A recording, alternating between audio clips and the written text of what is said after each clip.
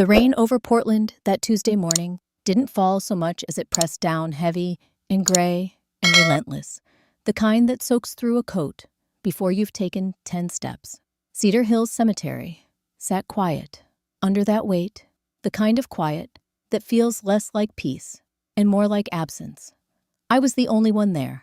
No family gathered near the grave. No co-workers in dark coats, shifting awkwardly from foot to foot. No neighbors clutching umbrellas and struggling to remember something kind to say.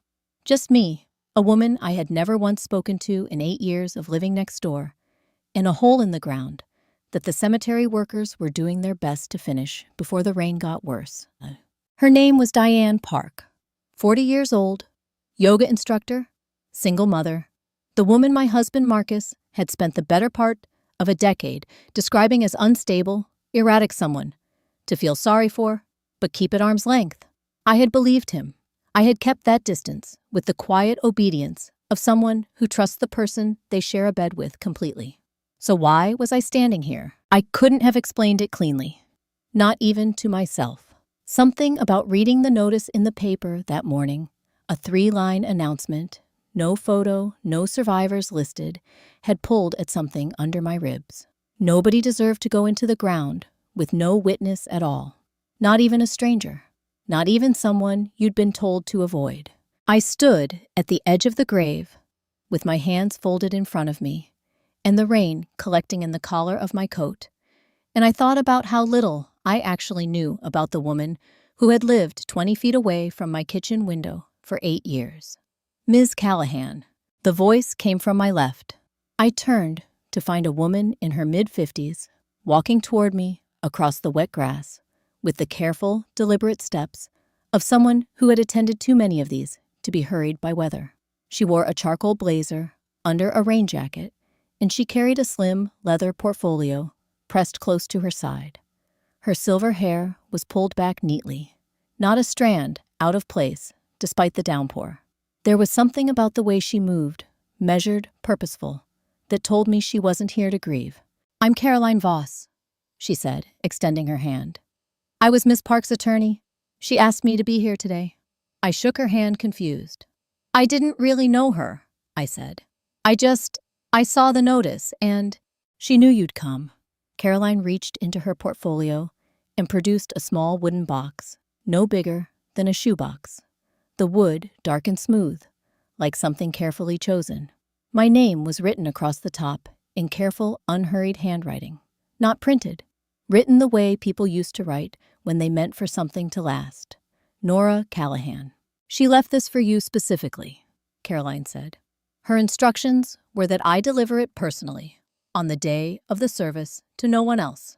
She paused. She was very precise about that. I took the box. It was lighter than I expected. "Why me?" I asked. "We never even—" "I know." Something shifted briefly behind Caroline's eyes. Not quite pity, not quite warning. Just the look of someone who knows the shape of a story before it's been told. "She said you'd understand once you opened it." She gave me a small, formal nod, then turned and walked back the way she had come, her heels pressing neat holes into the soft earth. I stood there holding the box while the cemetery workers finished their work. No prayer was said. No words were spoken over the grave. The rain did not let up. Diane Park, who had worked 2 jobs to raise her son alone, who had lived behind the fence. My husband had insisted we install, who I had watched sometimes through the kitchen window, without ever raising a hand in greeting. She went into the ground with nothing but November rain and the distant sound of traffic on the highway beyond the tree line. I almost didn't see him until I was turning to leave. He was standing near a large oak tree, about 30 feet away, half sheltered by the branches, a small figure in a blue raincoat, a boy, 8, maybe 9 years old, with dark curls, flattened by the rain, and eyes that were fixed directly on my face with a stillness that didn't belong to a child his age. Beside him stood a woman in a lanyard and a waterproof jacket, a staff member. From the looks of her one hand resting gently near his shoulder, without quite touching it. The boy and I looked at each other across the wet grass. Then he turned away slowly, deliberately, and stared at the grave instead. I wanted to go to him. I don't know what I would have said, but something about the way he turned, not frightened, not dismissive, just private, like someone closing a door they'd left open by accident, kept my feet where they were. I walked back to my car alone. Inside, with the heater running and the rain drumming against the windshield, I sat with the wooden box in my lap for a long moment. My name on the lid, Diane's handwriting. The careful loops of a woman who had known she was running out of time. I lifted the lid. Inside lay 47 small drawings, each one on plain white paper. Each one filled, edge to edge, with crayon. Bright, deliberate colors that felt almost defiant against the gray of the morning. Beneath them, a white envelope sealed my name, written across the front in that same unhurried hand. I set the drawings aside and opened the letter. The first line stopped me completely. By the time you read this, I'll be gone. There's so much I need to tell you, and I'm sorry you have to learn it this way. But I need you to know the truth about the man you married, because your husband has already chosen his next victim. Nora, it's you. The heater kept running. The rain kept falling. Outside the cemetery, workers were packing up their tools, unbothered, already moving on to the next thing. I sat very still and read that line again. I don't remember the drive home. That happens sometimes. When your mind is somewhere, it can't quite leave you go through the motions of merging and signaling and braking without any of it actually registering. By the time I pulled into our driveway on Sycamore Lane, I had no memory of the last 12 minutes. Just the rain on the windshield and then the familiar shape of our house, warm lit from the inside, looking exactly the way it always did.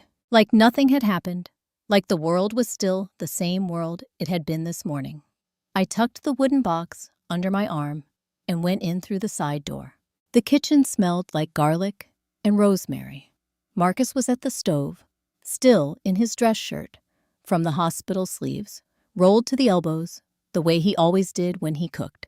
He had his back to me, but he turned the moment he heard the door, and his face arranged itself into that easy, unhurried smile, the one I had fallen in love with 9 years ago, across a crowded hospital fundraiser, the one that had made me feel for the first time in my adult life, like someone was genuinely glad I'd walked into the room. "Hey you," he said. I was starting to wonder. Marcus Callahan was a surgeon, the kind that other surgeons talked about with a particular mixture of respect and envy. 41 years old, steady hands, the sort of calm under pressure that hospitals spent years trying to train into people and usually couldn't. Portland Medical Center had given him a commendation 2 years ago. Our neighbors thought we were the kind of couple that made marriage look easy. Most days, I thought so too. "Sorry," I said, setting my bag down by the door. The wooden box went with it, tucked behind my tote, angled away from the light. I lost track of time. Rough day. Just tired. I crossed to the stove and kissed him on the cheek, close enough to smell the familiar cedar of his cologne. "Smells good. Rosemary chicken." He turned back to the pan. 20 minutes. I went upstairs, changed out of my wet clothes, and sat on the edge of the bed for a moment, with my hands pressed flat against my knees. From downstairs came the comfortable sounds of a weeknight, the low murmur of the radio Marcus always kept on while he cooked, the soft clatter of cabinet doors, water running briefly in the sink. 9 years of those sounds. 9 years of this house and this routine and this man who remembered how I took my coffee and never forgot a birthday and had once driven 40 minutes in a snowstorm because I called him crying over nothing much at all. Your husband has already chosen his next victim. I stood up and went back downstairs. Dinner was quiet, in the way our dinners had been quiet lately, not uncomfortably, just the natural quiet of two people who had run out of urgent things to say and had settled into the easier language of presence. Marcus asked about a freelance project I'd mentioned earlier in the week. I asked about a procedure he'd had scheduled that morning. We talked about whether the gutters needed cleaning before the weather got worse. I did not mention the funeral. I did not mention the box.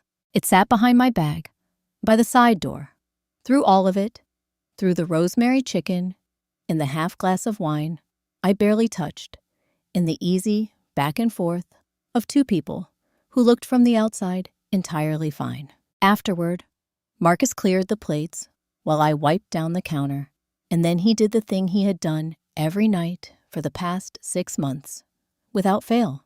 He opened the cabinet above the refrigerator, shook a single supplement from the small amber bottle kept there, and set it on the counter beside a glass of water. "Don't forget," he said, the way he always said it, not nagging, just attentive. The way a person sounds when they've made a habit of caring for you. I looked at the small white tablet on the counter. Round, smooth, unremarkable. "I won't," I said. He kissed my temple and headed upstairs. I stood at the counter for a moment, then picked up the glass, carried it to the sink, and poured the water out. I left the tablet where it was. I told myself it was because I wasn't thirsty. I waited until the line of light under the bedroom door went dark. Then I waited another 20 minutes, listening to the particular quality of silence that means a house has fully settled into sleep. Then I went to the side door and retrieved the wooden box. I carried it to the living room floor and sat cross-legged in the dark, with nothing but the small lamp in the corner turned low. One by one, I laid the 47 drawings out in front of me, organizing them by the tiny dates Eli had penciled into the lower corners, methodical, consistent, the same corner every time. The earliest was dated almost exactly 2 years ago. I picked it up. It was a house.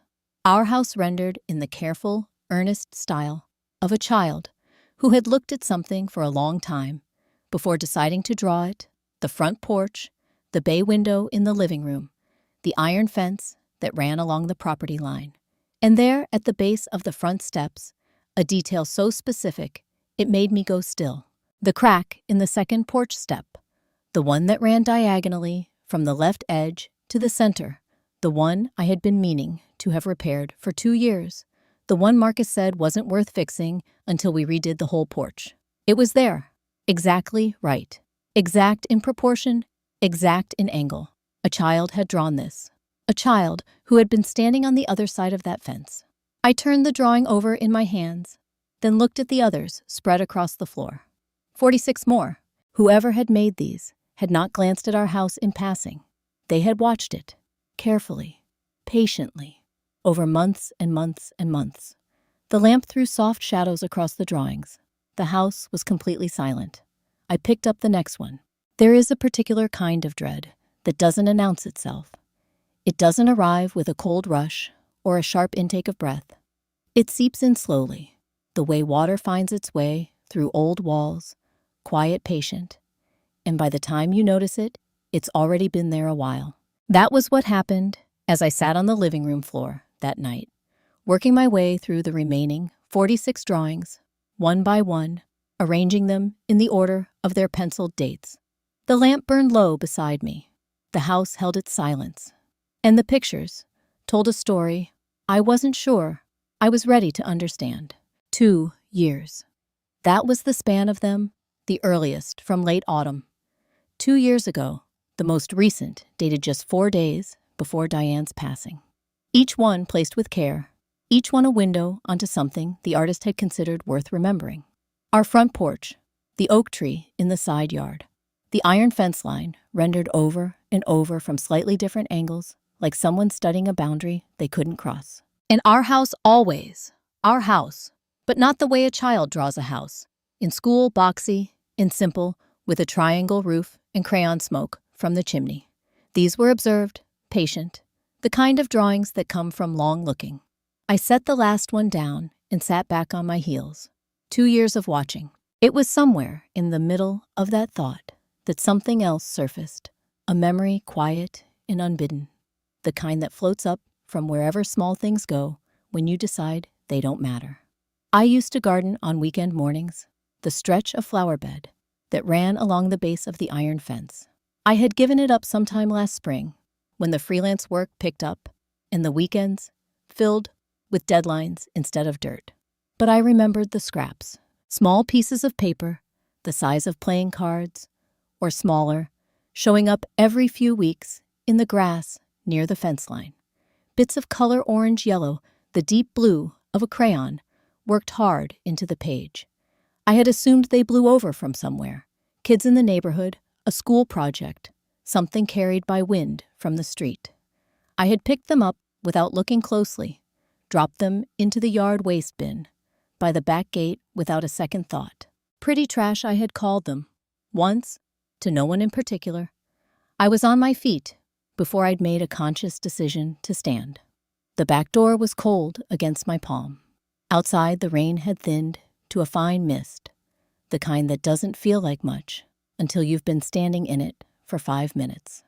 The yard waste bin sat where it always sat, against the fence, near the back gate, half full of November leaves and the remnants of the season's last cleanup. I didn't have gloves. I didn't go back for them. The leaves were wet and dense and smelled of decomposition, the particular richness of organic things returning to earth. I worked through them with both hands, layer by layer, until my fingers hit paper. 17 pieces in total. I carried them inside, cupped against my chest, like something fragile. Though they were only scraps, though they were already half destroyed by weather and time. I spread them across the coffee table under the lamp. They were not random. I could see that immediately. The way you can sometimes see a shape in a puzzle before any pieces are connected. A gestalt impression that arrives whole before logic catches up. I began moving them slow and careful, matching edges and colors, the way I had matched puzzle pieces with my mother at the kitchen table when I was small. It took 20 minutes. When the last piece settled into place, I sat back and looked at what I had made. It was a single image assembled from 17 fragments of paper that had spent weeks or months at the bottom of a leaf pile. The crayon lines didn't match up perfectly. Some edges had gone soft with moisture. Some colors had bled, but the image was clear enough. A driveway, a dark car, and a figure crouching low near the front of the vehicle, partially obscured by shadow, with the distinct posture of someone who does not want to be seen. The figure had a watch on his left wrist. I knew that watch. I had given it to him for our 6th anniversary. A simple silver face with a dark band. Nothing flashy, exactly what he'd asked for. I turned the assembled drawing over, with hands that had gone very steady, in the way hands sometimes do, when the rest of you has gone somewhere quieter and colder than fear. In the lower right corner, in the same small penciled handwriting I had found on every other drawing, was a date. November 3rd. I set it down. Diane had passed away on November 5th. I had seen it in the paper, the small notice that had sent me to that cemetery in the rain that morning. A car accident on Burnside Bridge. Brake failure, the report had said. Single vehicle. She had been on her way to work. November 5th. This drawing was dated November 3rd, 2 days before. I stood up slowly and walked to the kitchen doorway. The small amber supplement bottle sat on the counter where Marcus had left it beside the untouched glass of water and the single white tablet I hadn't taken. The kitchen light was off. The tablet was just a shape in the dimness, small and round and unremarkable. I had been taking one every night for 6 months. Marcus always set it out. Marcus always reminded me. Marcus had researched the brand himself and ordered it and placed it in that cabinet above the refrigerator, like it was simply part of the architecture of caring for me. I stood in the doorway and looked at that tablet for a long time. I had never once, in 6 months, actually looked at it, not the way I was looking at it now.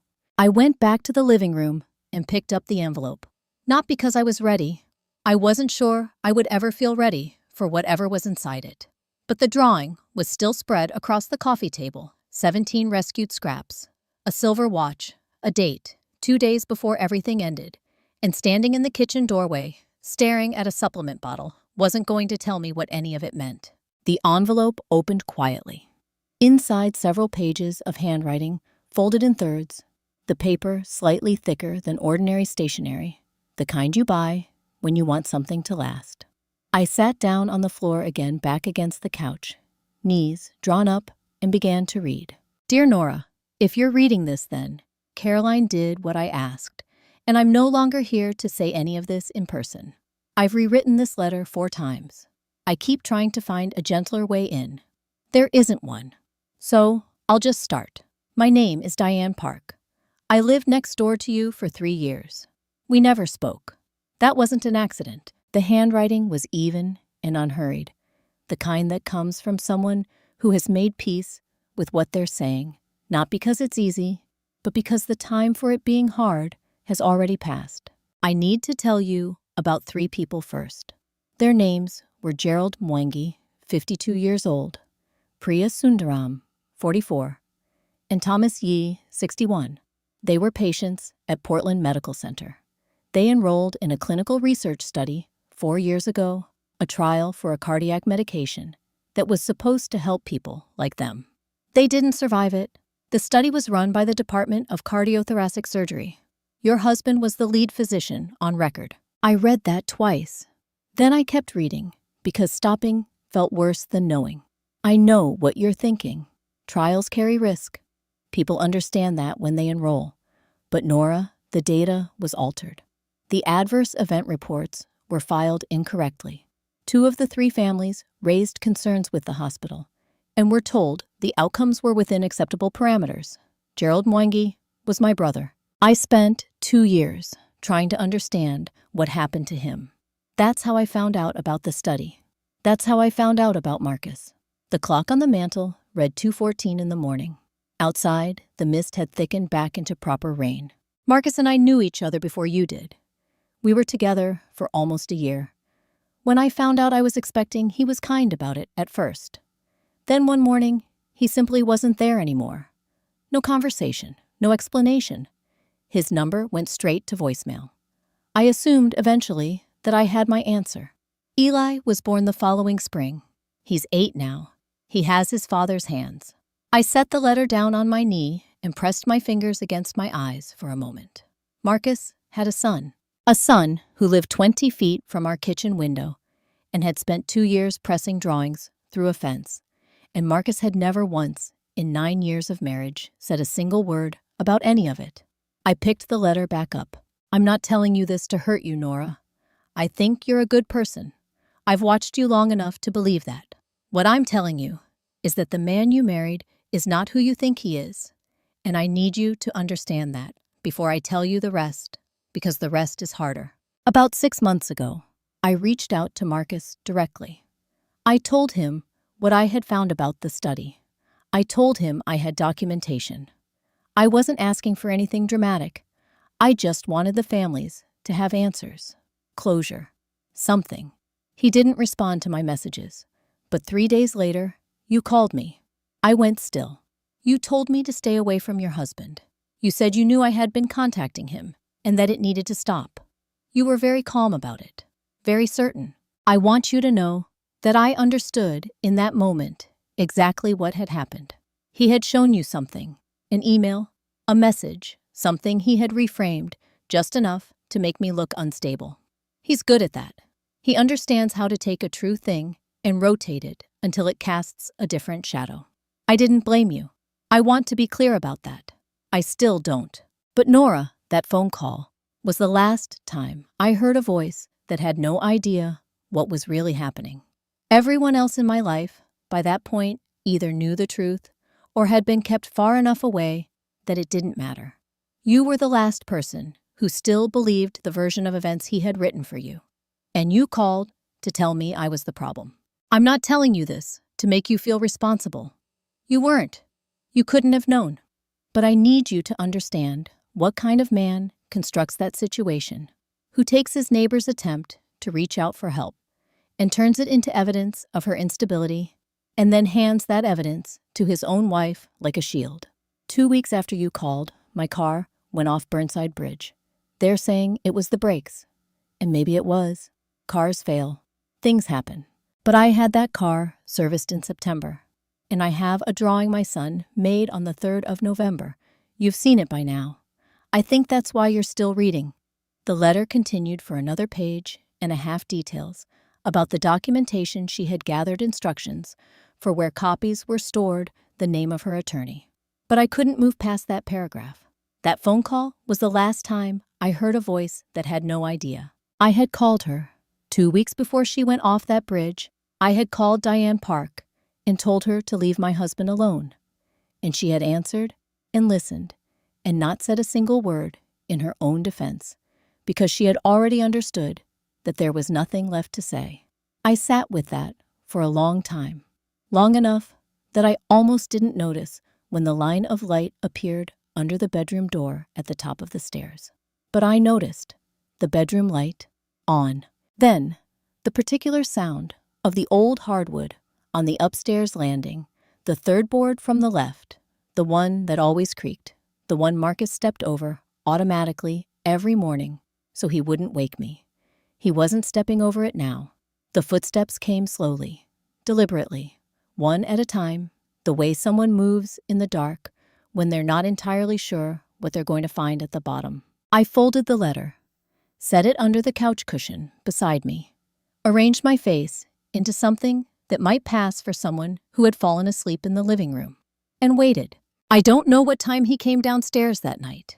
By the time his footsteps reached the bottom landing, I had my eyes closed and my breathing slow and my hands loose in my lap, the way a person looks when they've drifted off on the couch after a long day.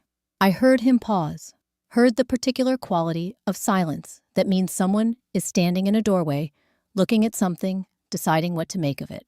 Then the kitchen light clicked on briefly, the soft sound of the refrigerator, opening a glass being filled, and a few minutes later, the footsteps went back up. I lay still for another hour before I moved. By 5 in the morning, I had the wooden box back in the bottom of my studio closet, behind 2 stacked bins of old camera equipment and a winter coat I hadn't worn in years.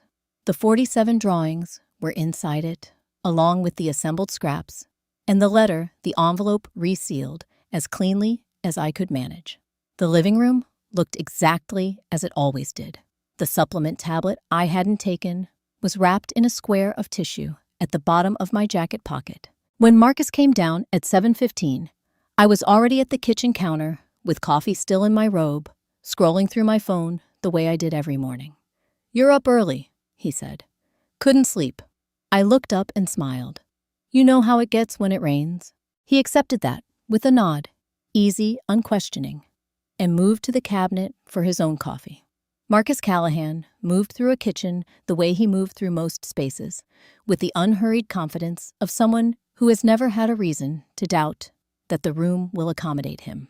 He was already dressed, charcoal slacks, a pale blue shirt, the kind of effortless put together that had always made me feel like he was slightly more prepared for the world than I was. We talked about the weather. We talked about his schedule, a procedure at 9, a department meeting in the afternoon. I asked whether he wanted toast, and he said no, just coffee, same as always.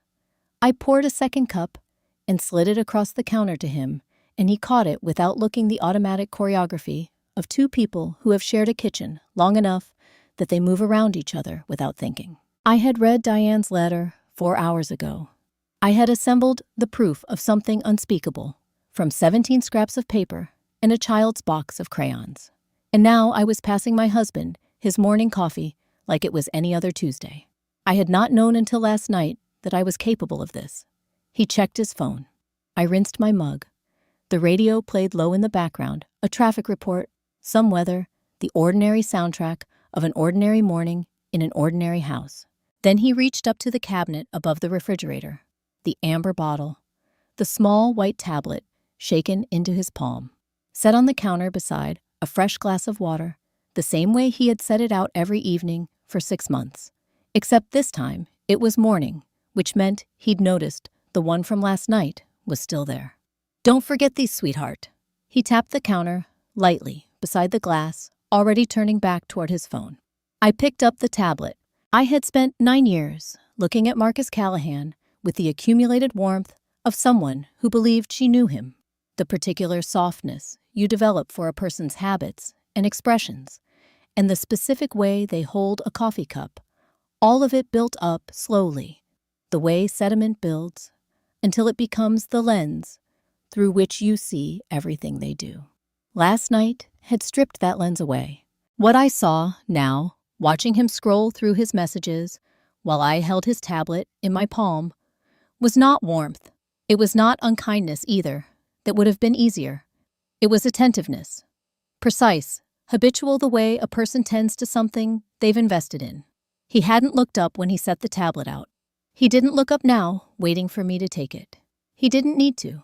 He simply assumed I would do what I had always done. He assumed I was still the same person I had been yesterday morning. I brought the glass to my lips, tipped my head back slightly, let the tablet sit in the pocket of my lower lip dry, and still, while I swallowed only water. Then I lowered the glass and set it in the sink.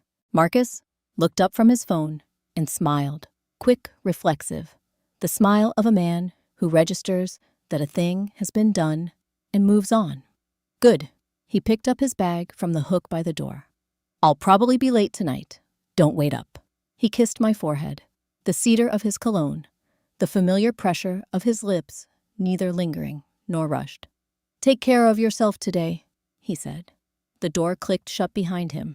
I stood at the kitchen window and watched his car back out of the driveway and turn onto Sycamore Lane, brake lights flaring once at the stop sign, and then he was gone. I took the tablet out from under my tongue and placed it on the counter. I stood there, looking at it small, white, unremarkable, and thought about 6 months of mornings I couldn't get back. My phone buzzed on the counter, unknown number, a text message, 4 lines. He checked the box this morning before you woke up. He knows it's been opened. Don't ask how I know. Just listen. Get out of that house before dinner. I read it twice. Then I set the phone face down on the counter very carefully and stood perfectly still while the rain started up again outside, and the kitchen stayed exactly as quiet as it had always been. The text message was still on my phone when I pulled out of the driveway 40 minutes later. I had read it 10 more times by then, not because the words were unclear, but because I kept hoping the 7th reading would tell me something the first 6 hadn't. It didn't, so I did the only thing that felt like forward motion. I found the page in Diane's letter where she had written down 3 names, a case number, and the words, medical records, Portland Medical Center, 4th floor, and I drove toward the one place where some part of this might be confirmed by something other than crayon and handwriting. The rain had settled into a steady, determined drizzle by the time I parked. Portland Medical Center rose gray and glass-fronted against the November sky. A building I had driven past 100 times, had picked Marcus up from on late nights, had associated entirely with the particular, exhausted pride he carried home after a long surgery. I knew the shape of it the way you know places that belong to someone else's life. Walking through the front entrance felt like crossing into territory I hadn't been given permission to enter. The 4th floor medical records department had a frosted glass window and a laminate sign that read, Authorized personnel and patient requests only. The woman behind the counter was somewhere in her 40s, efficient-looking with the particular expression of someone who has explained the same policy many times and long ago stopped finding it tedious. I gave her the case number from Diane's letter. I explained, as calmly as I could, that I was trying to access records related to a clinical research study, that I had reason to believe there were discrepancies in how the outcomes had been reported. She listened politely.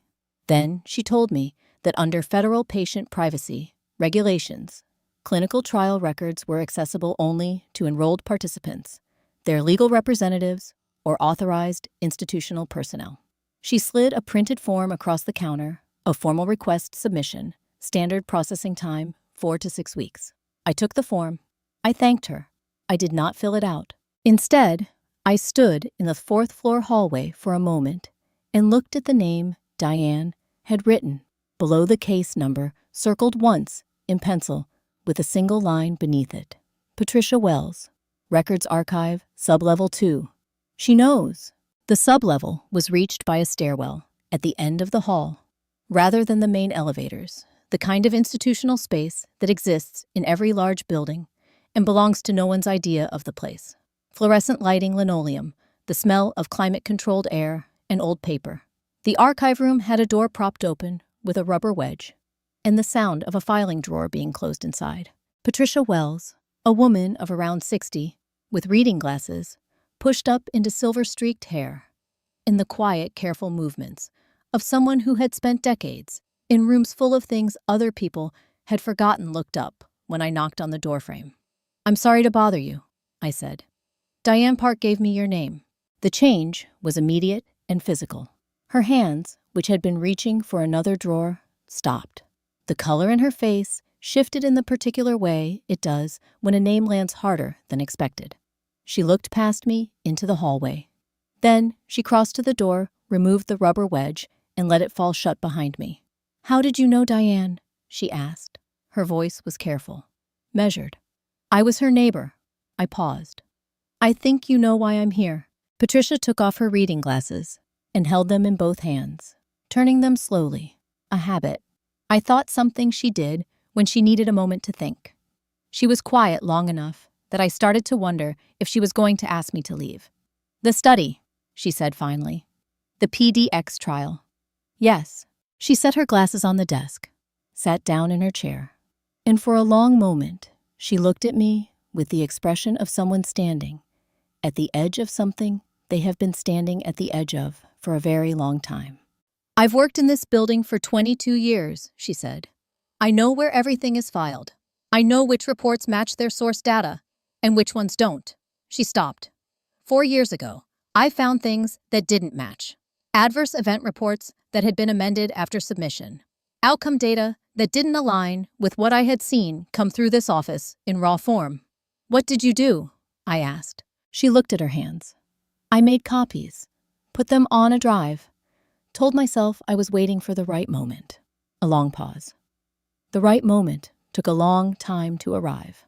She opened the bottom drawer of her desk, reached past a stack of folders, and produced a small USB drive, plain black, the kind sold in bulk at any office supply store.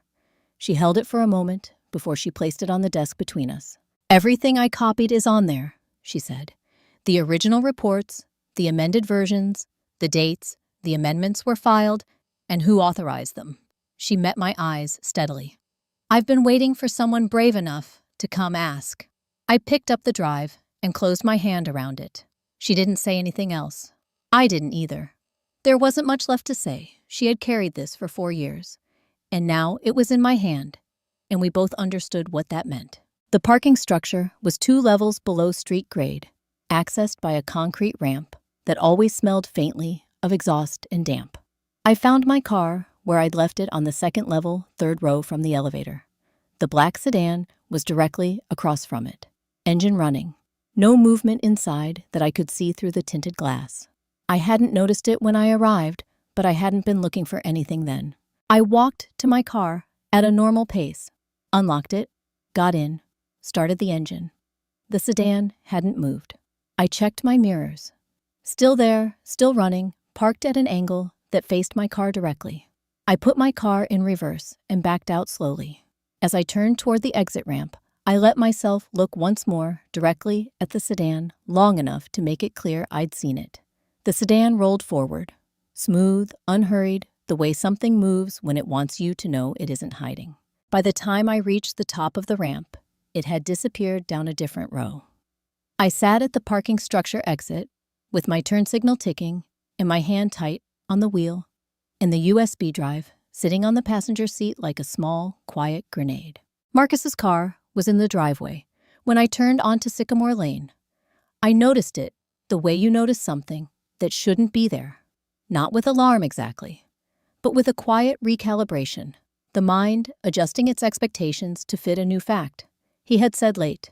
Department meeting in the afternoon, probably late, don't wait up. I had counted on at least 2 more hours. I slipped the USB drive into the inside pocket of my jacket, checked that my face was ready, and went in through the front door. He was in the living room armchair with the newspaper, actual newsprint, the Tuesday edition. Something he did maybe once a week when the hospital day had gone long and he wanted something that asked nothing of him. He looked up when I came in and his face did the thing. It always did, arranged itself into warmth, into welcome, into the expression of a man genuinely pleased that his wife has come home. "You're late," he said. Not accusatory, just observing. I drove around for a while after the errand. I set my bag down, kept my movements easy. The rain was actually kind of nice once it slowed down. I ended up getting coffee somewhere on Burnside. He accepted this with a small nod, already looking back at the paper. There's leftover soup on the stove if you're hungry. I was not hungry. I went to the kitchen and ladled soup into a bowl I didn't intend to finish, and I stood at the counter eating it slowly while Marcus read his newspaper in the next room, and the house held its ordinary Tuesday evening sounds around us both. We watched 40 minutes of television after dinner, a nature documentary he had on in the background, more than watched the kind of program that requires nothing and fills silence without demanding you acknowledge it. I sat beside him on the couch with my feet tucked under me and my eyes on the screen and my mind somewhere else entirely. He went to bed at 10:15. I told him I'd be up soon. I waited on the couch until the bedroom light went off. Then I waited another 30 minutes, watching the nature documentary finish, and another one begin something about migratory patterns, narrated in a calm British voice that felt almost surreal, against the architecture of what I was actually doing. At 11, I got up. Marcus kept his home office locked, a fact I had accepted without question for the 2 years since he'd installed the deadbolt himself, explaining it with the practiced reasonableness of someone who had prepared the explanation in advance. Patient confidentiality, he'd said. Digital records, case files, things that couldn't be left accessible. It had seemed entirely sensible at the time. A surgeon's work followed him home. Of course, some of it needed to stay contained. I found a flathead screwdriver in the kitchen junk drawer and a butter knife that I'd bent slightly, trying to open a paint can years ago. Neither was ideal. Both together, worked into the gap between the door and the frame, were enough. The lock was a basic interior deadbolt, installed for deterrence rather than serious resistance. It gave after 4 minutes of steady pressure, with a sound I was certain could be heard across the house. I stood still, listened. The bedroom above me was silent. I went in. The room was small and organized with the precision Marcus brought to everything: bookshelves along one wall, a desk centered under the window, a 2-drawer filing cabinet beside it with a combination lock. I didn't touch the cabinet. Instead, I went to the desk, tried the center drawer unlocked, and found the usual contents: pens, a stapler, paper clips, a charging cable. The bottom drawer was also unlocked. Hanging files, neatly labeled, the kind of administrative tidiness that looks like transparency and isn't. Near the back, behind a folder of old tax documents, my fingers found something that didn't belong to the filing system. A life insurance policy, folded once, held with a binder clip. I opened it. My name was on it. The policy had been opened 14 months ago. The beneficiary listed was not me. I set it on the desk, face down, and kept looking. A printed bank statement, account number. I didn't recognize transactions in amounts that made no immediate sense. Large, regular transfers to an institution I had to read 3 times before I understood it was based in the Cayman Islands. And beneath that, at the back of the drawer, a phone. Not Marcus's regular phone. I had seen that on the nightstand on my way past the bedroom door. This one was smaller, a prepaid model, the kind sold without a contract. It was powered off. I held the power button. 1 contact. Labeled only with the letter S. 23 messages, the most recent, sent 4 days ago. I scrolled to the bottom of the thread and read the last one. Portland job almost done. Flying to Seattle next week. The other one is ready. I stood at the desk and read it twice, then a third time. The words were plain enough. It was the plainness of them that made something shift behind my sternum. Not the dramatic language of threat or urgency, but the matter-of-fact brevity of someone reporting the progress of ordinary work. Portland job almost done. I photographed the message with my own phone. Then I turned the burner off and replaced it exactly as I'd found it, photograph of the position already taken. The insurance policy went back under the tax folder. The bank statement back in its place. I was closing the bottom drawer when I heard it, the third stare from the top, the one that always spoke when weight came down on it in the dark. I straightened up, reached for the lamp, stopped, turned it off instead, and pressed my back against the wall, beside the door standing completely still. In the total dark of the office, while the footsteps descended, slow, unhurried, one at a time. They stopped outside the door. The gap at the bottom showed nothing. No light from a phone, no shadow shifting with movement.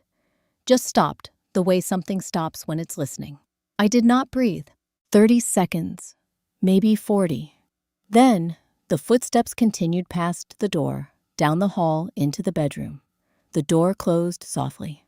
I stood in the dark for 10 full minutes, counting. Then I moved, down the hall on the balls of my feet, through the kitchen, out the back door, into the cold November air. My keys were already in my hand. I didn't look back at the house. I got in my car, and I drove. I had no destination. I had a USB drive in my jacket pocket, photographs on my phone, and a sentence repeating itself in the back of my mind, like something I couldn't unhear. The other one is ready. I found the address by going back to the letter, pulled over on a side street in Northeast Portland, engine running the city quiet around me. Past 11, I remembered the last paragraph, written below Diane's signature, in smaller handwriting, like something added after the fact that turned out to matter most.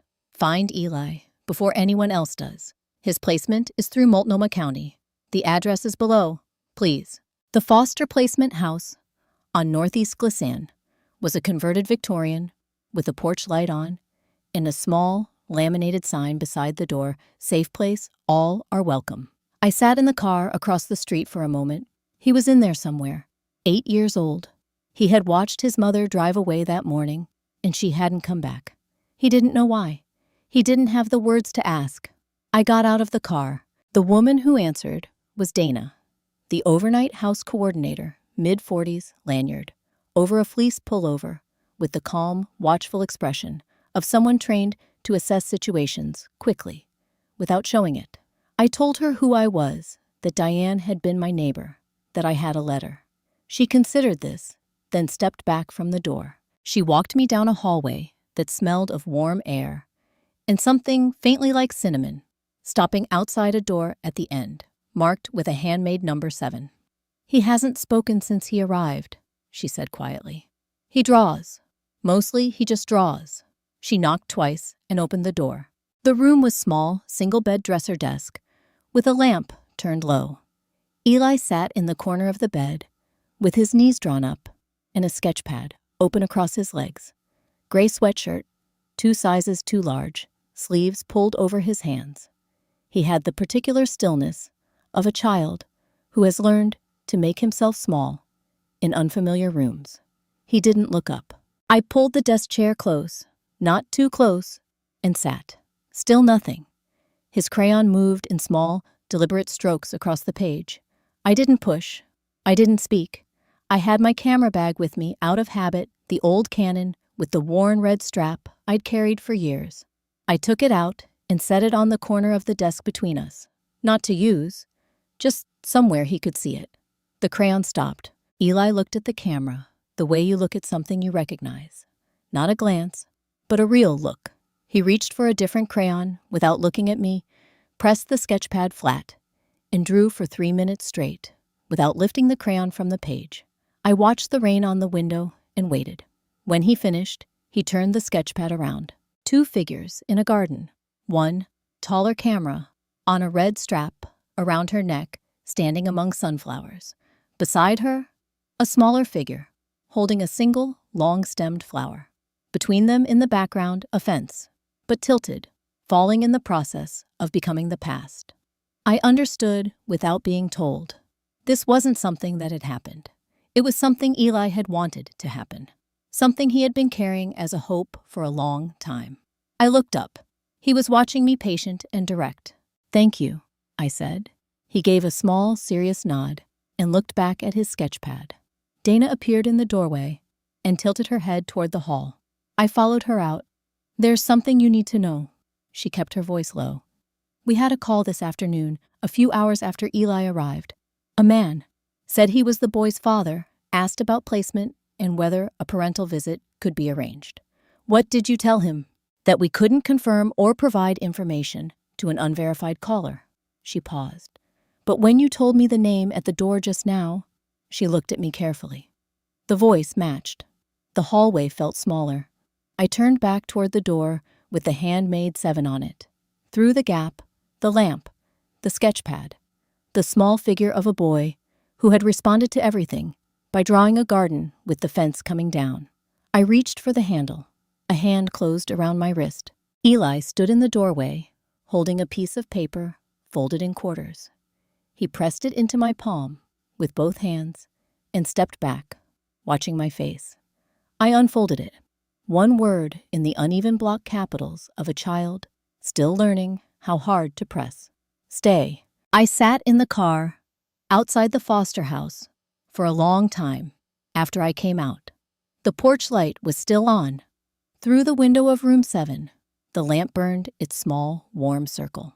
I thought about a boy who had pressed a folded piece of paper into my hands and then stepped back and waited the way someone waits when they've done everything they can think of to do.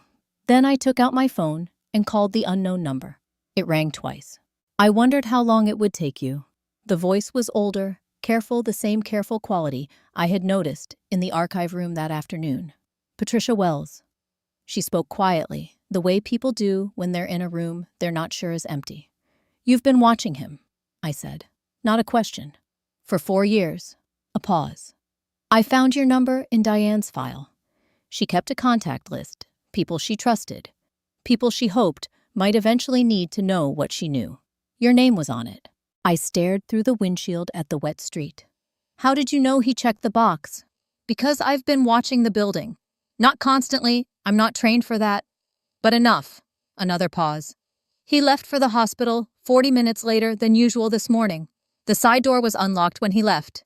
He never forgets to lock the side door. It was such a small thing. 40 minutes. An unlocked door. The kind of detail that only matters if you've been paying attention long enough to know what ordinary looks like.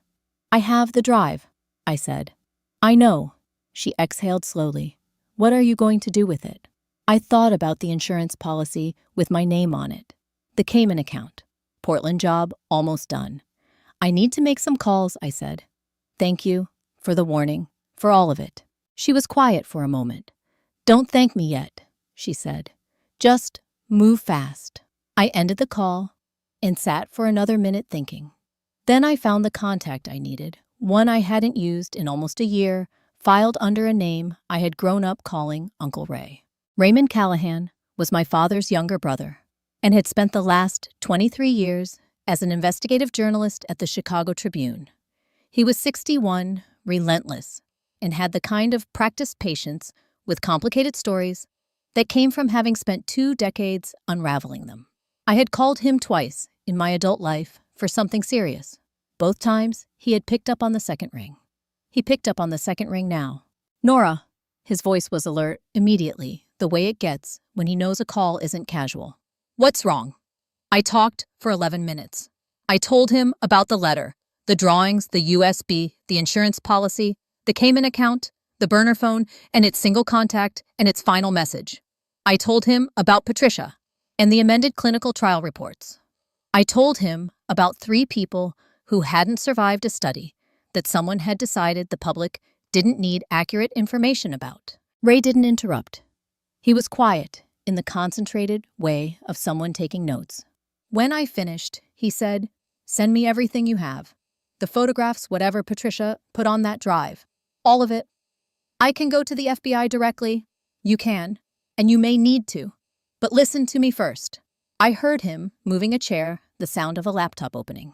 The pharmaceutical company. What was the name on the documentation? I pulled up the photo on my phone and read it to him. A pause. Typing. Give me 10 minutes. I waited. Outside, a car passed, slowing briefly at the stop sign before moving on. The Foster house stayed quiet. I thought about Eli asleep or not asleep, in his too large sweatshirt, in a room that wasn't his, in a house that didn't know him yet. Ray came back. Nora, that company is a shell. Registered in Delaware 18 months ago. No public-facing operations, no product history. More typing. The registered director of record. He stopped. Tell me. It's the chief of medicine at Portland Medical Center. The street outside the window was very still. "This goes all the way to the top," Ray said. "This isn't just Marcus. The hospital protected the study outcome because the people running the hospital had a financial stake in it." A pause. "This is bigger than a clinical trial. This is fraud at an institutional level." I pressed my hand flat against the dashboard and breathed. "Here's what I need you to do," Ray said, and his voice shifted into the register he used when he was working steady. Precise, no room for argument. "Go home. Tonight. I need 24 hours to verify the corporate structure and pull the financial filings before we take this to the bureau. If you disappear now, he'll know something has shifted and he'll move. We lose the element of surprise, and possibly the case." "Ray, one night, Nora. I'll be on a flight to Portland first thing in the morning. You have the evidence secured. You have Patricia. You have me." A brief pause. "Can you do one more night?" I looked at the porch light of the Foster house. The handmade 7 on a door at the end of a hallway. A word in uneven block letters. "Stay." "Yes," I said. I ended the call and sat in the silence for a moment. Then my other phone, the regular one, the one Marcus knew the number of, lit up on the passenger seat.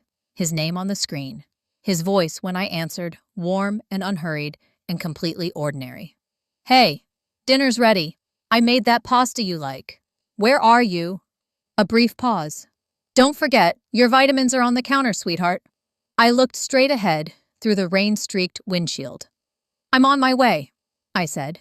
The pasta had gone cold on the table. Marcus was in the armchair when I came through the door.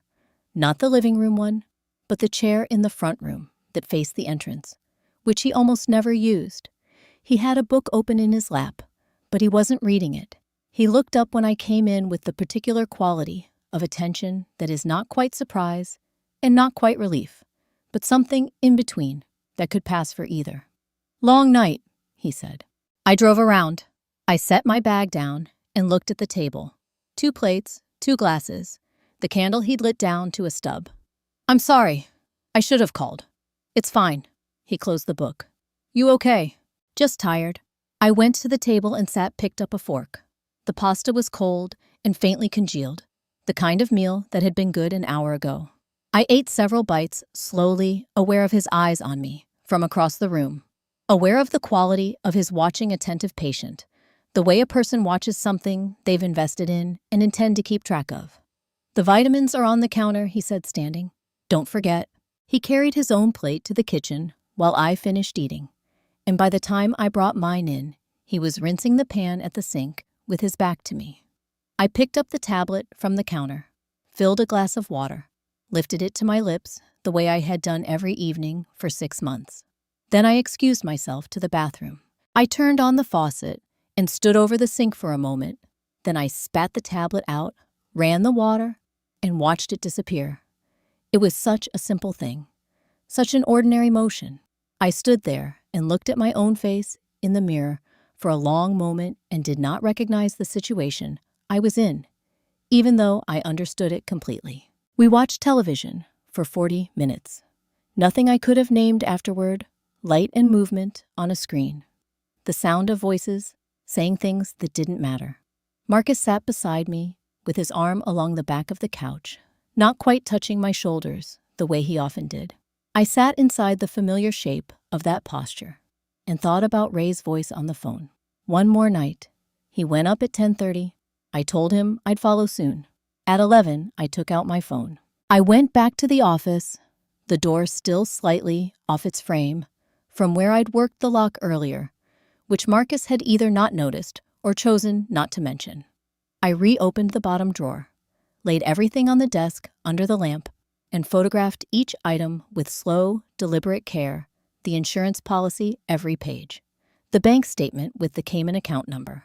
The burner phone powered on long enough to photograph the message thread with contact S, every message, not just the last one. Powered off again and replaced exactly as I'd found it. Then I went back to the kitchen and sent everything to Ray in a single, compressed folder. His reply came back in under 4 minutes. "Got it. Working now. Try to sleep." I did not sleep. I lay in the dark beside Marcus and listened to the house.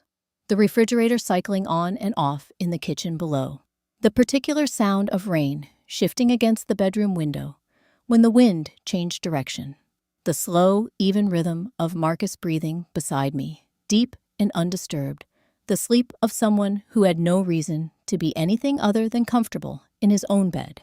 I had shared this bed for 9 years. I had learned the rhythms of this room, the way you learn them without meaning to. Which floorboard creaked near the closet, which side of the window let in the draft in winter, how long the upstairs radiator took to warm up after being turned on. All the small accumulated knowledge of a life built in a particular space with a particular person.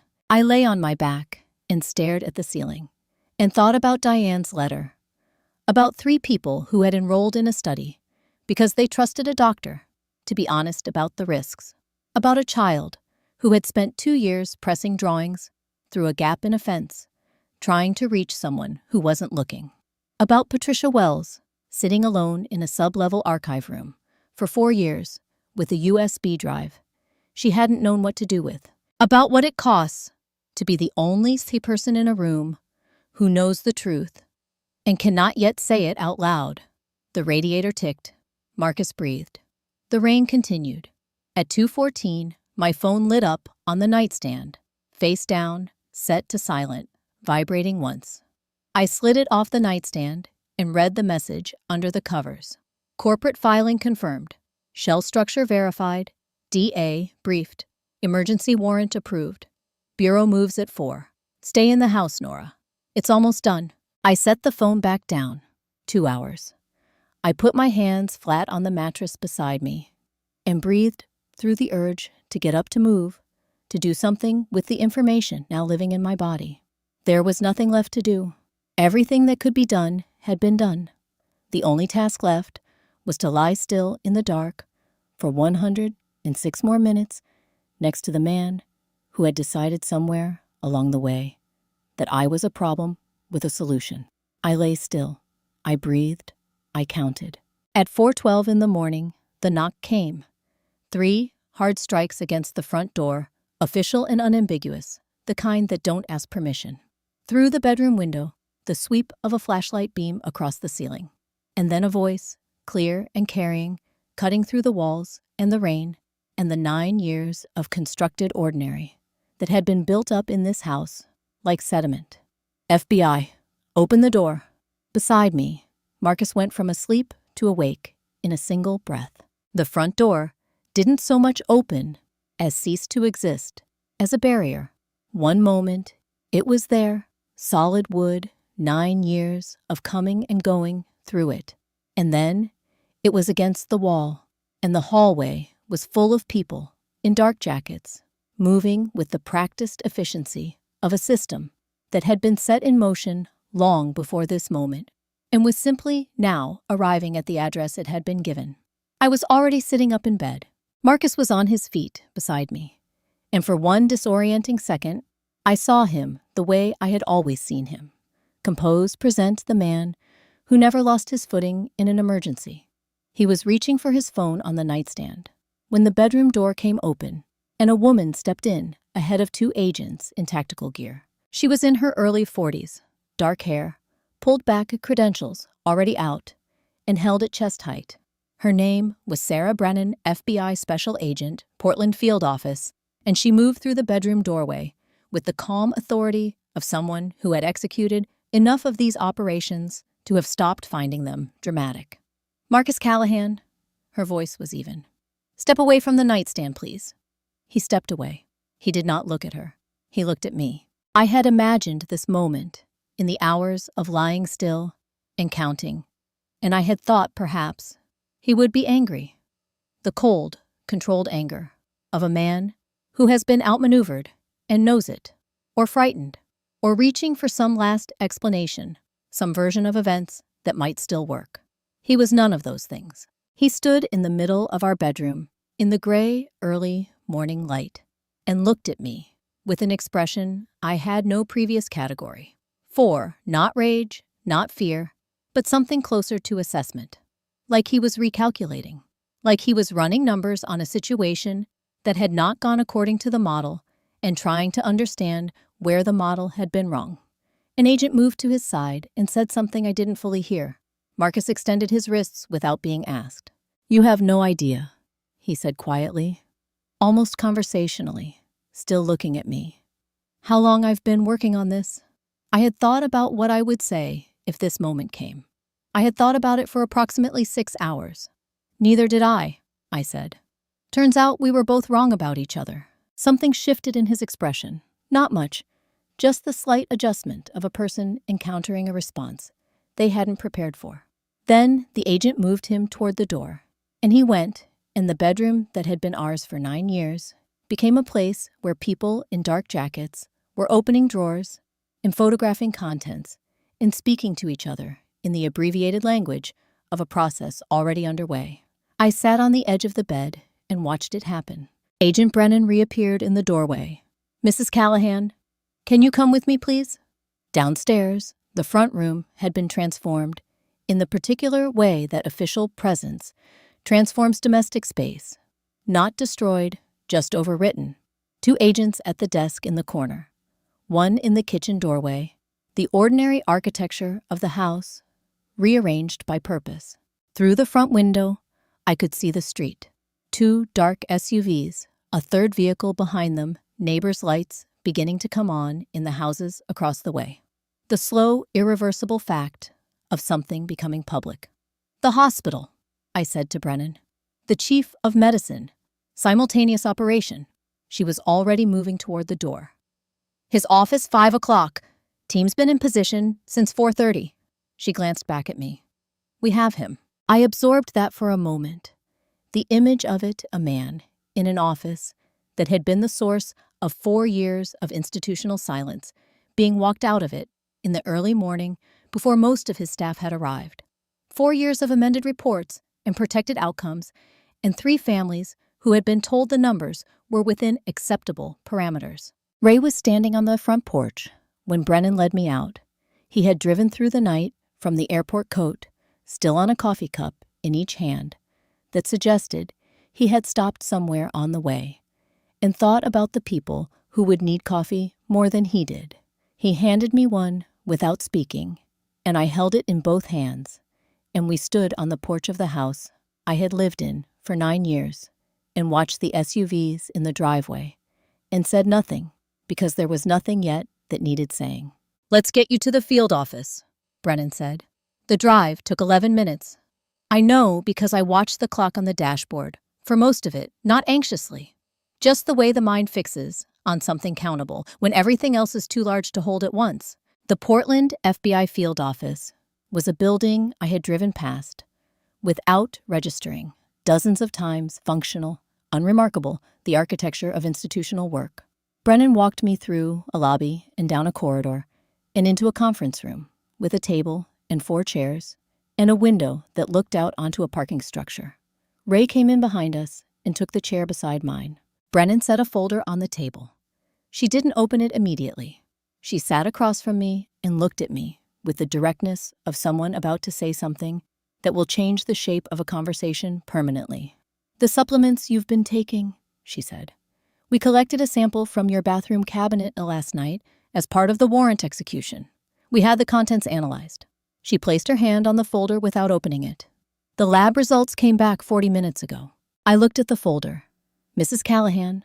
Brennan's voice was steady and careful, the voice of someone who has learned how to deliver information that hits hard without delivering it carelessly. "There's something in your system that shouldn't be there. Something that's been accumulating for approximately 6 months." She opened the folder, turned it toward me.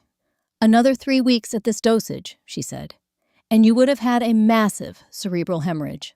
The parking structure through the window, Ray's coffee cup on the table, the folder open in front of me. "It would have looked," Brennan continued, "exactly like natural causes." I sat with the folder open in front of me and said nothing for a long time. Not because I had nothing to say, because there is a particular kind of silence that follows information like that, not shock, exactly. Since some part of me had already understood where the trajectory of the last 48 hours was pointing, more like the moment after a very loud sound when the ears are still adjusting and the brain is deciding what to do with the new quiet. 6 months. Every morning. The glass of water he always filled, always handed to me, always waited to see me take. Ray set his hand briefly on the table near mine. Not touching, just proximate, the way someone stands close when they don't know what else to offer. And then he opened his laptop. "Let me walk you through what I confirmed overnight," he said. His voice had shifted back into the working register steady, organized the voice he used when he was presenting something. He'd spent 20 years learning how to construct carefully. "Some of this you already know pieces of. I want to put it together in one place." Brennan settled in the chair across from us. A legal pad, open beside the folder, pen in hand. She had the practiced stillness of someone who had sat in a lot of rooms like this one, and understood that the most useful thing she could do right now was listen. Ray turned the laptop to face us. A corporate filing, dense with small text. The pharmaceutical company, listed as the clinical trial sponsor, registered in Delaware 14 months before the study began. No prior operational history, no public-facing product line, no staff directory. A shell built specifically to hold the trial and insulate the people behind it from direct liability. He clicked to the next document. A financial record, the kind that required someone who knew where to look. The registered director of the shell company is the same individual currently being processed at the hospital. 42 transfers over 18 months from the trial's operating account to a private account in the Cayman Islands, averaging just under the federal reporting threshold each time. Someone understood exactly how the system worked and stayed just inside the lines. I looked at the numbers on the screen. Regular, deliberate. The financial record of a decision made carefully and repeatedly over a long period of time. "The 3 families," I said. Ray nodded.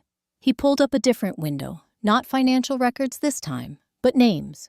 3 of them with dates and ages, and the names of the hospitals where they had received treatment. Gerald Mwangi, Priya Sundaram, Thomas Yi. He said each name the way journalists say names, when they want you to understand that these were people, not data points. All 3 enrolled in the PDX cardiac study at Portland Medical Center.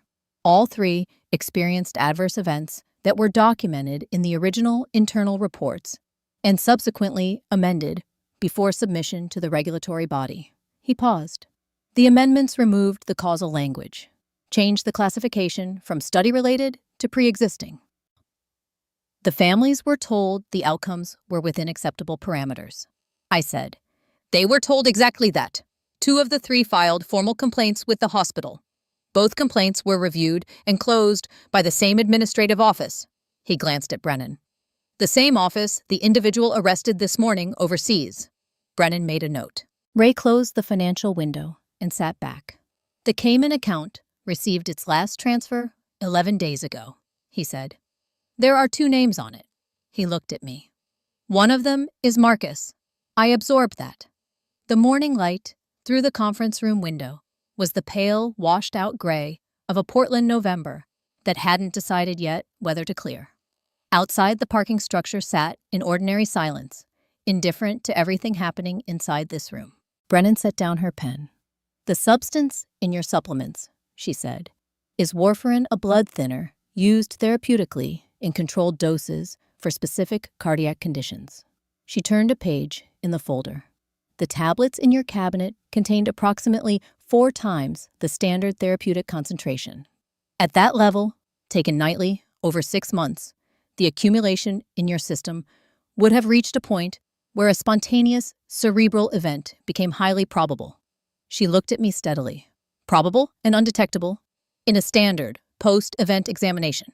The presenting picture would have been consistent with a genetic predisposition." The room was quiet.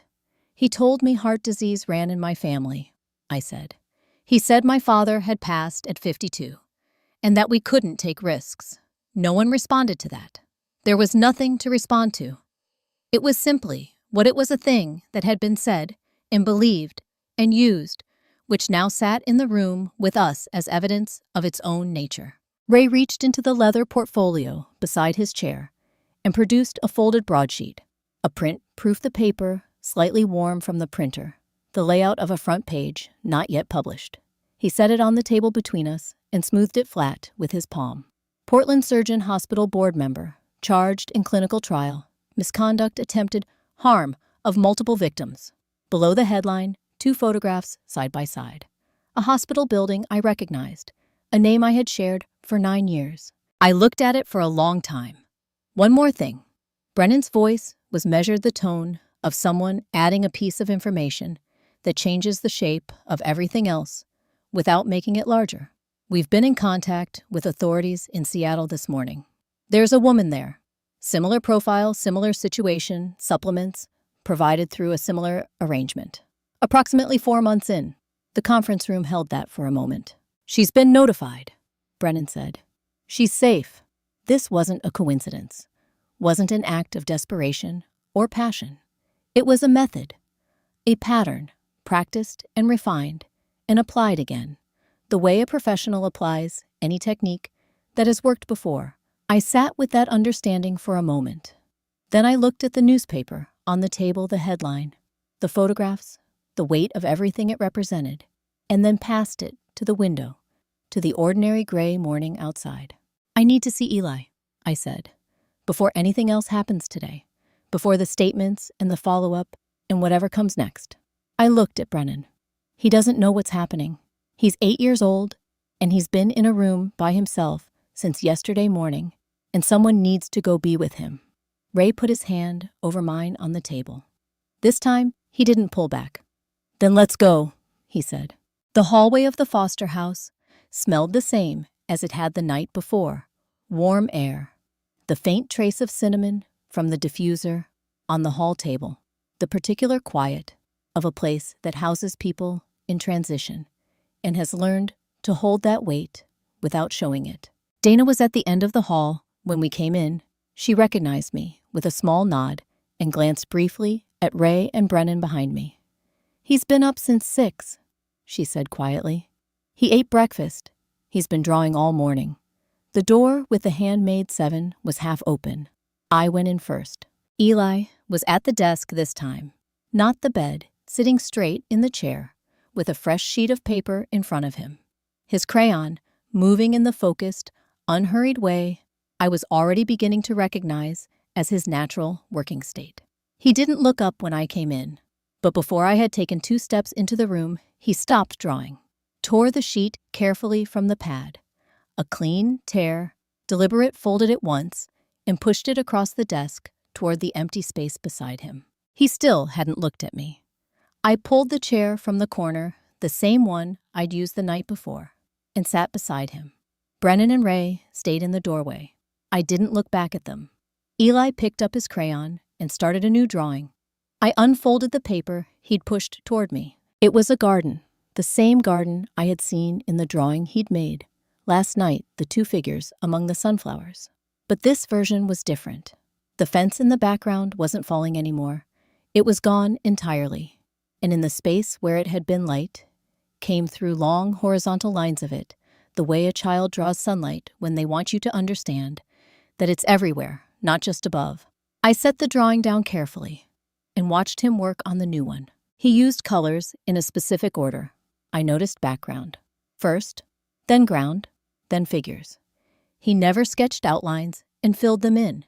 He built from the back of the image forward the way a painter layers a canvas. I didn't know if this was something he'd been taught or something he'd arrived at on his own, but there was a logic to it that made its own sense once I saw it. He worked in silence for several minutes. I worked in silence beside him, watching without watching, the way you observe something carefully when you don't want the observation to change it. He finished and turned the drawing toward me without ceremony. I looked at it for a long time. A driveway at night, a dark car low to the ground, a figure crouching at the front of the vehicle.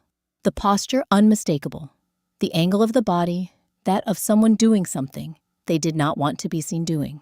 The moon above was a careful crescent, and the shadows fell long and specific across the concrete. And on the figure's left wrist, rendered in the particular silver gray of a crayon, worked lightly over dark clothing a watch.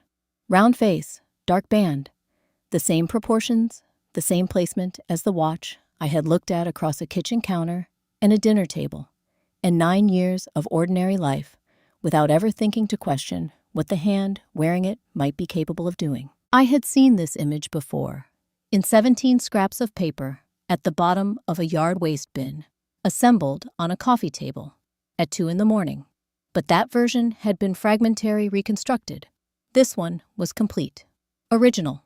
The image as Eli had actually seen it from a window above a driveway on the night of November 3rd, 2 days before Diane's car went off Burnside Bridge. I took a breath. Then I picked up a blank sheet from the pad and slowly drew 2 figures, stick figures, the extent of my artistic ability standing next to each other. I put a question mark above them both. I pushed it toward Eli. He looked at it. Then he looked at me directly, the way he had looked at me across the cemetery yesterday morning, patient and assessing. He picked up a green crayon and added something to my drawing, a sun in the upper corner rising, rather than set its rays going outward in every direction. Then he drew a small circle around both figures. Not a fence, not a boundary, just an enclosure, the kind that means something different from a barrier, the kind that means together. I sat with that for a moment. Behind me, I heard Brennan step into the room. I turned and held up Eli's drawing of the driveway, the figure, the car, the watch. She took it from me with gloved hands. She had produced the gloves from somewhere without being asked, the automatic preparation of someone who understood what she was looking at before I'd said a word. She studied it for a long moment. The moon, the shadows, the silver gray of a watch face on a left wrist. Then she looked up. "The hospital has a parking structure," she said. "North entrance, covered access from the side street." Her voice had the particular flatness of someone keeping their tone controlled, because the alternative is not controlled. "We pulled security footage from the night of November 3rd as part of the warrant execution this morning. There's a male figure at a vehicle on sublevel 2. She looked at the drawing again, then at me. "The timestamp is 11:47 p.m. I said nothing. "He's wearing a watch," Brennan said. "Round face, dark band." She set the drawing carefully on the desk and looked at me steadily. "We have him on camera, Nora. The drawing places him at the vehicle. The footage places him at the structure. Same watch, same night." A pause, brief and final. "We have him." The room held that for a moment. Eli, who had been watching the exchange, with the quiet attention of someone following a conversation in a language they understand but don't speak, reached across the desk and picked up his newest drawing, the 2 figures, the rising sun, the circle around them both. He folded it carefully and placed it in my hand. 4 months is long enough to learn a child's routines. I knew by March that Eli preferred the window seat at breakfast and always arranged his crayons by color before he started drawing, and took exactly 4 minutes in the bathroom every morning, no more, no less, with the reliability of someone who found comfort in consistency. I knew that he didn't like sudden loud sounds, but was unbothered by sustained one's rain traffic, the white noise machine Dana had put in his room, and that he communicated shifts in his mood through color before he communicated them any other way. Blues and greens meant he was settled. Oranges and reds meant something was working itself out. The morning of the trial, he used only yellow. Page after page of it, sitting at the desk in his room, while I helped him with his tie, a real one, clip-on forest green. His choice, and Dr. Reeves, the child psychologist, who had been working with him since November, and who now moved through the foster house with the ease of someone who had become part of its rhythm, sat in the corner chair and watched us both, with the particular quiet attention of her profession. "Yellow is good," Dr. Reeves said when I glanced at the drawings. "Yellow is hopeful," Eli said without looking up. It was the longest sentence he had spoken in my presence. I did not make a production of it. I finished the tie and told him he looked sharp, and he gave me the small, serious nod that meant he had registered the compliment and filed it appropriately. Multnomah County Courthouse sat on Southwest 4th Avenue under a March sky that couldn't decide between sun and cloud and had settled on both simultaneously, the kind of Pacific Northwest morning that gives you light without warmth and asks you to find that sufficient. We arrived 40 minutes early. Eli sat beside me in the front row of the gallery, with his sketchpad on his knees and Dr. Reeves on his other side, and he drew steadily and did not look at the defense table. I looked at it enough for both of us. Marcus was already seated when we came in. He wore a dark suit, in the composed, attentive expression of a man who understood that presentation was a form of argument. He did not look our way. Patricia Wells took the stand mid-morning. She was 61 now, and she walked to the witness stand with the careful deliberateness of someone who has rehearsed this moment enough times that the physical path to it has become routine, even if what waits at the end of it has not. She sat. She adjusted the microphone. She folded her hands on the railing in front of her. The prosecutor, a precise woman in her 40s named Audrey Chen, who had spent 3 months building a case that left very few gaps, asked Patricia to describe what she had found in the archive 4 years ago. Patricia described it. Her voice shook for the first sentence. Just the one. Then it settled, and she spoke with the quiet steadiness of someone who had been carrying something heavy for a very long time and had finally been given a place to set it down. She described the original adverse event reports, the amended versions, the dates the changes had been filed, and the authorization signatures on them. She described making the copies, putting them on a drive, telling herself she was waiting for the right moment. "Why didn't you come forward sooner?" Chen asked. Patricia looked at her hands. "Because I was afraid of what I had found," she said. "And I wasn't sure anyone would listen." She looked up then briefly at the gallery, at the 3 rows behind where Eli and I were sitting, at the faces there, the ones who had been waiting 4 years longer than Patricia had been afraid. She looked back at the prosecutor. "I'm sorry it took me as long as it did," she said. When it was my turn, I took the stand and described the letter, the drawings, the 17 scraps of paper I had retrieved from the bottom of a yard waste bin on a November night, and what they had shown me when I put them together. The insurance policy in the locked drawer. The mornings I had pressed a tablet against the roof of my mouth and walked calmly to the bathroom and spit it into the sink. I did not look at Marcus while I spoke. Then Chen approached the evidence table and asked the clerk to display exhibits 41 through 44. 47 drawings framed in clear protective sleeves arranged across 2 display boards. Beside them, 17 irregular fragments of paper, reassembled and mounted on a backing board, the crayon lines not quite aligned at every seam, but the image unmistakable. A figure crouching at the front of a car, a crescent moon, a watch on a left wrist. The courtroom went quiet, the way rooms go quiet when something is shown that requires no explanation. I looked at the gallery. 3rd row from the back, 5 people who had not known each other before this case brought them into the same building. The families of Gerald Mwangi, Priya Sundaram, and Thomas Yi. A woman in her 60s, in a dark coat, who I knew was Gerald's sister. 2 adult children of Priya's, who had driven up from Eugene. A man Thomas's age, who was his brother, and who sat with his hands flat on his knees and his eyes on the drawings with an expression, I recognized the expression, of someone finally being shown the thing they had been asking to see for years. The jury filed out at 4:17. I sat in the hallway outside the courtroom with Eli and Dr. Reeves and Ray, who had flown back from Chicago for the week, and we passed the time the way you pass time, when there is nothing to do but wait. Eli drew. Ray read. Dr. Reeves had a thermos of tea she shared with no one, which seemed entirely in character. I looked at the window at the end of the hall and thought about nothing in particular, which was its own kind of relief.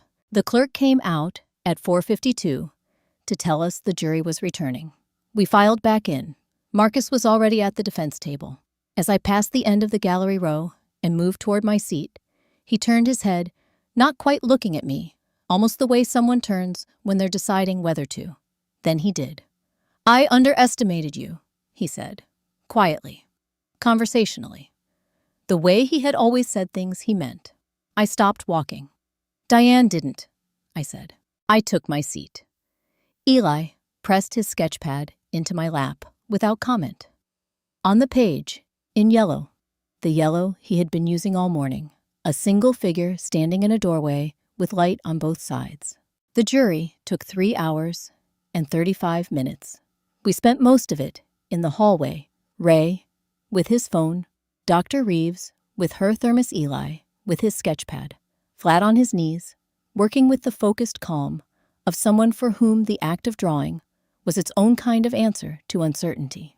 I sat beside him and watched the afternoon light move across the courthouse floor in slow degrees and tried not to count the minutes. At one point, Eli stopped drawing and looked at me, and I looked back at him, and neither of us said anything. There was nothing that needed saying. We had gotten quite good over 4 months at the particular fluency of sitting together in silence, without it feeling like absence. The clerk appeared at 4:52. We filed back in. The courtroom had a different quality now than it had that morning, heavier, stilled the way air feels before weather changes. People took their seats without the small movements and murmurs of earlier. The families in the third row settled into themselves. Patricia, who had returned after her testimony and sat near the back, folded her hands in her lap and looked straight ahead. Eli reached over and took my hand. Not a grip, just a placement. His small fingers resting over mine on the armrest between us, deliberate and unhurried, the way he did most things. I turned my hand over so he could hold it properly, and he did. The foreperson was a man in his late 50s, a retired civil engineer named Harold Greer, who had sat in the front left seat of the jury box for 3 weeks and given nothing away. He stood with a sheet of paper and read from it in the even, methodical way of someone who understood that the weight of what he was reading belonged to the words themselves and not to the performance of them. On the charge of fraudulent manipulation of clinical research data, resulting in harm to enrolled participants, guilty. On the charge of filing falsified reports with a federal regulatory body, guilty. On the charge of conspiracy to commit fraud against the families of Gerald Mwangi Priyasundaram and Thomas Yee, guilty. He continued through 11 counts. The word came down the same way each time. Not dramatic, not emphatic, just present, accurate. The most precise word available for the thing that had been found to be true. 11 counts, 11 times. I heard the sound from the third row somewhere around the 4th count. Not loud, not theatrical, just a breath released after being held for a very long time. Gerald's sister had her hand pressed to her mouth. One of Priya's children leaned into the other. Thomas's brother sat perfectly straight, with his eyes closed, and the expression on his face was the expression of a man, finally, after 4 years, being allowed to exhale.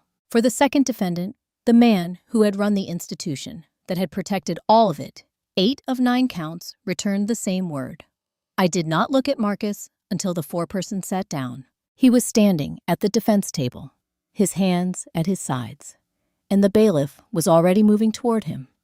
He had worn composure, like a second skin, through every day of this trial, through the photographs and the financial records, and Patricia's testimony and mine, through the 47 drawings displayed on their boards, through all of it. He had been until this moment exactly as controlled as he had been every morning at the kitchen counter, with a glass of water and a small white tablet. But when the bailiff reached him, something shifted. It wasn't dramatic, nothing so legible as tears or collapse.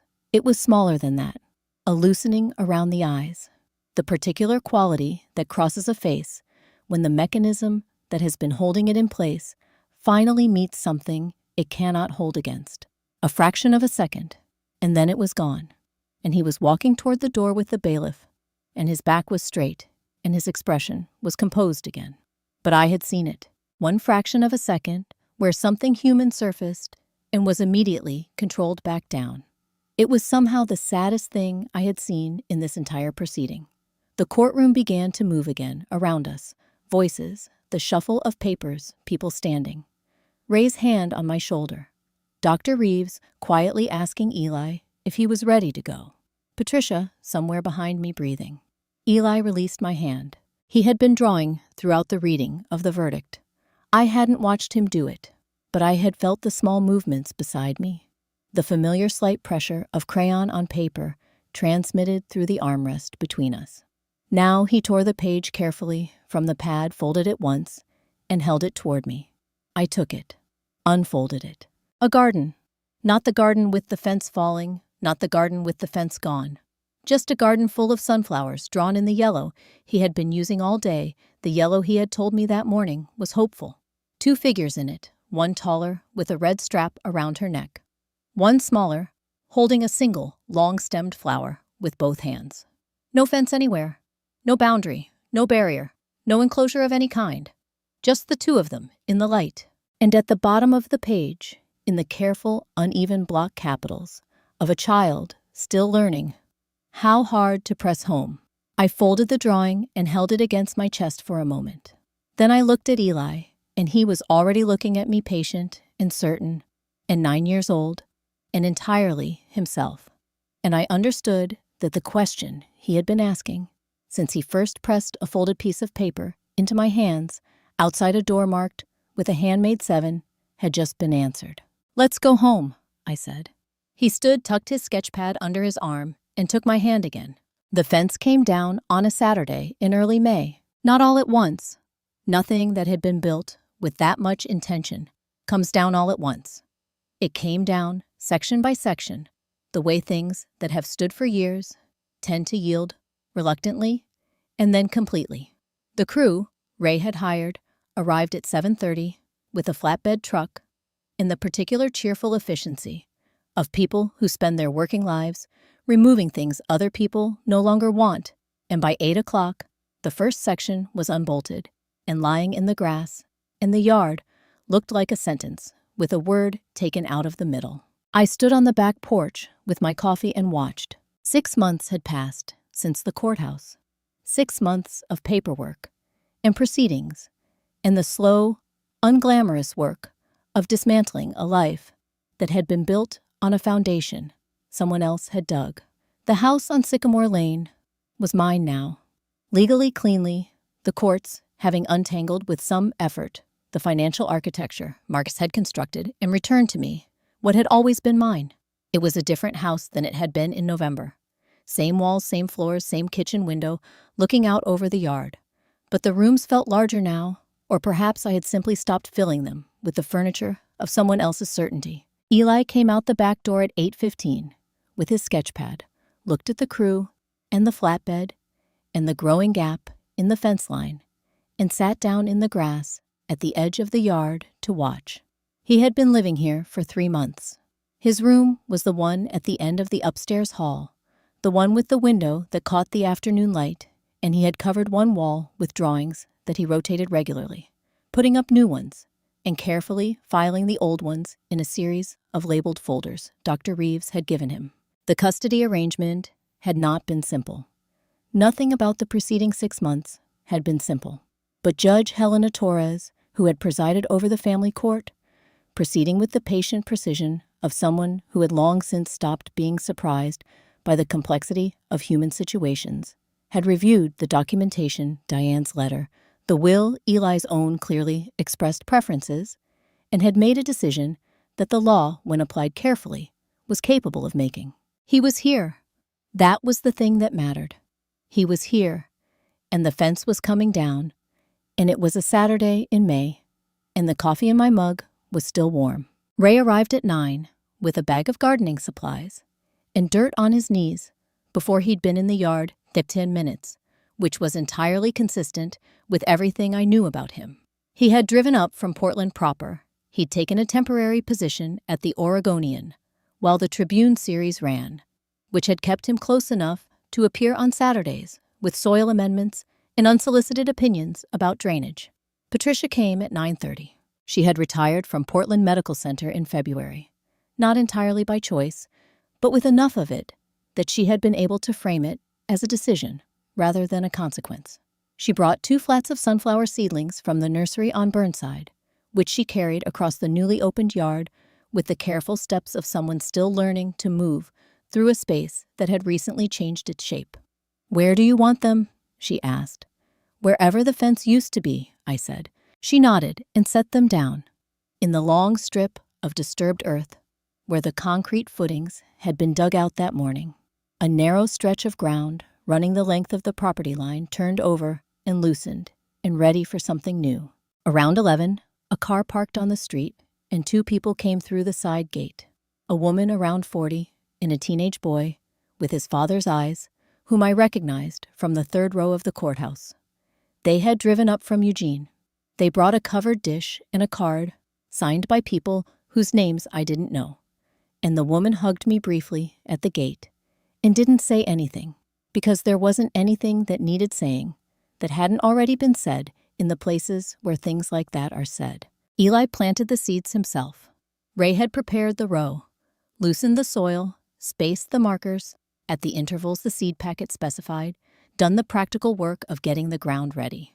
But when it came to the actual planting, Eli went down the row himself, kneeling at each marker with the focused deliberateness he brought to everything, pressing each seed into the earth with his thumb, and then cupping both hands over the soil for a moment before moving to the next one. He was talking, not to any of us, to the seeds, or to the ground, or to something in between, too quietly to hear just the movement of his lips and the particular quality of attention on his face that meant he was saying something he meant. I watched him from the porch and did not try to hear it. I had my camera with me, the old Canon Red strap, the one I had carried for years, and that had sat on Eli's desk in a foster house room in November and changed the direction of everything. I had raised it twice that morning and lowered it again both times. Not because the images weren't worth taking, because some things lose something when you put a frame around them. I unclipped the strap from my shoulder, set the camera on the porch railing, and just looked. Ray, knee-deep in the turned earth, at the far end of the row, arguing quietly with a bag of compost that wasn't cooperating. Patricia kneeling beside the first seedling she'd planted, pressing the soil down with both palms. The woman from Eugene and her son sitting in the grass nearby, the covered dish between them, watching Eli work. The long new strip of open ground, where 12 feet of iron had stood for 3 years full of sun, now the kind of full that only happens when something that blocked the light is finally gone.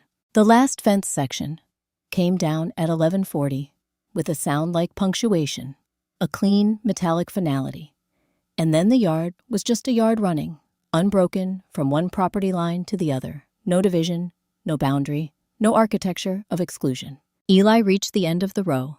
He pressed the last seed in and held his hands over it for a long moment. Then he sat back on his heels and looked at what he'd done, the whole length of the row, each small mound of turned earth, where something was now waiting underground. He stood up. He turned to look at me. The yard was full of light, and the smell of turned earth, and the sound of Ray saying something to Patricia about optimal sun exposure that she was ignoring with great composure. Eli's mouth opened. He said it the way children say things they have been holding for a long time, not dramatically, not loudly, but with the particular clarity of someone who has been waiting for exactly the right moment and has recognized, without being told, that this is it. Mom said you'd come. The yard went quiet around us. Ray straightened up from the far end of the garden row. Patricia, still kneeling by the seedlings, turned her head. The woman from Eugene looked up from the grass. Eli was looking at me. Directly, the way he always looked at things. He considered carefully the full attention of a boy who had learned somewhere along the way that looking at something properly mattered. She said the lady with the red camera would understand. I don't know how long I stood there before I moved. Not long. Long enough that the words finished landing, which takes longer than the moment of hearing them. I crossed the yard and knelt down in the garden soil, in front of him, in the turned earth where the fence had been, and I put my arms around him. He was 9 years old, and he smelled like sunscreen and dirt, and the particular warm sweater smell of a child who has been outside all morning, and he stood very still for a moment, the way he sometimes did when physical contact arrived, before he'd fully anticipated it. Then he leaned in, his head against my shoulder, both arms around my waist, his sketch pad, still in one hand, pressed against my back. I didn't say anything. There was nothing that needed saying. We had been talking in one way or another since November, through drawings and folded notes, and the patient grammar of sitting together in rooms and learning what the other person needed without asking, and what Eli had just said contained everything that hadn't been said yet, and what I felt holding on to him in the dirt where the fence used to be contained, everything I would have said in response. Some conversations don't need words. They just need you to show up.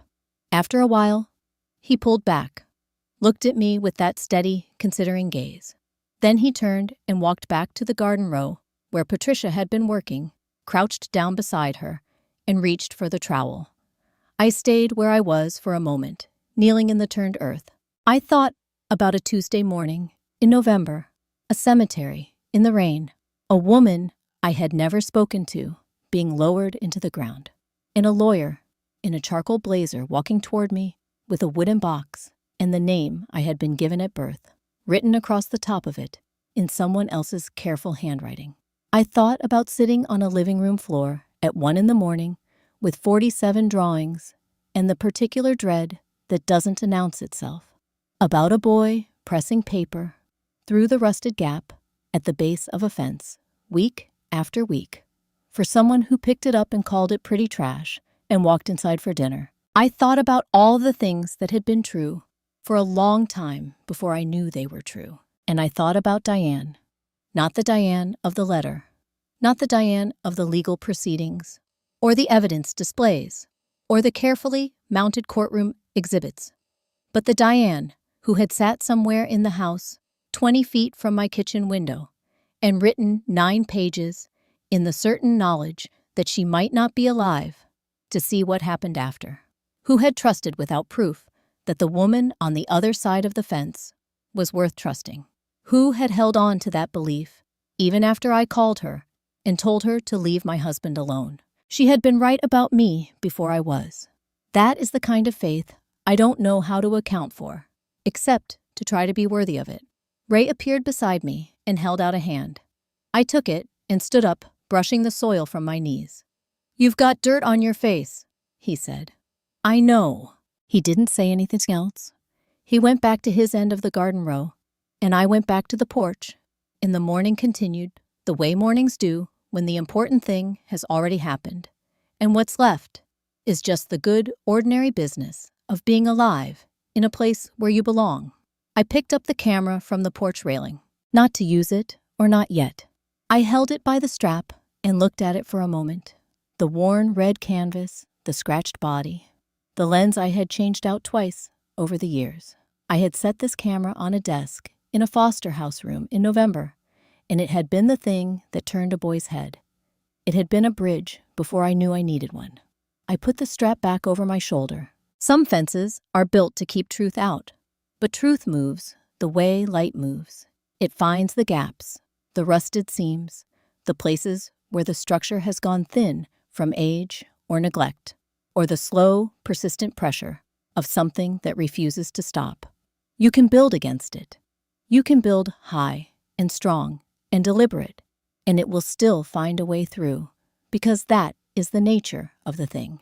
It just needs someone willing to look at what comes through. Around 2 p.m, Eli found a sunflower in the stack of seedlings. Patricia had brought one that had gotten slightly ahead of the others, taller than the rest, its face already turning toward the light with the uncomplicated certainty of something that knows exactly what it needs. He carried it to the middle of the garden row, held it up to show me across the yard. I raised my camera.